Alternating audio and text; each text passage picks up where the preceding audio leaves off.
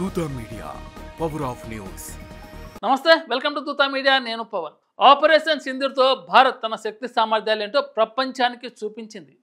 పాకిస్తాన్లో ఉగ్రవాదుల శిబిరాలపై దాడులు, తర్వాత ఆ దేశం ప్రయోగించిన మిసైల్ను తిప్పికొట్టడంలో సక్సెస్ అయింది.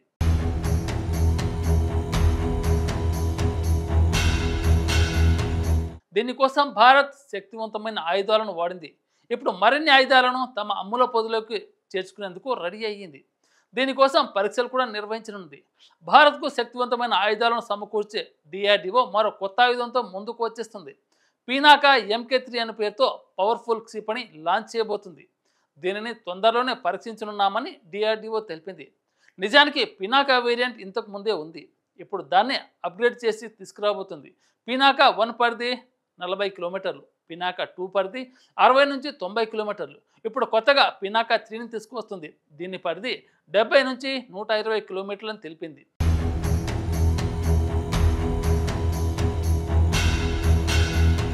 అంతేకాదు, ఈ ఆయుధం 250 కిలోల వార్ హెడ్తో వస్తుంది. అలాగే ఇందులో లేజర్ గైరో నావిగేషన్, మైక్రోస్ట్రిప్ యాంటెన్నాలు అమర్చి ఉంటాయి. దీంతో కేవలం 44 సెకండ్లలో 12 పినాకాలను ప్రయోగించవచ్చని తెలిపింది డిఆర్డిఓ. దీనిని భవిష్యత్తులో 200 నుండి 300 కిలోమీటర్ల పరిధితో కూడా ప్రయోగించాలని యోచిస్తుంది. పినాకా MK3 వలన పొరుగు దేశాలైన పాకిస్తాన్, చైనాకు పరిస్థితి మరింత కష్టం కానుందని చెప్తుంది డిఆర్డిఓ. కొత్త ఆయుధం వలన ఆ దేశాలు మన జాడకు రావడానికి కూడా భయపడతాయని అంటుంది. ఇప్పటికే భారత్ దగ్గర అగ్ని, బ్రహ్మోస్ లాంటి అత్యంత శక్తివంతమైన ఆయుధాలు ఉన్నాయి.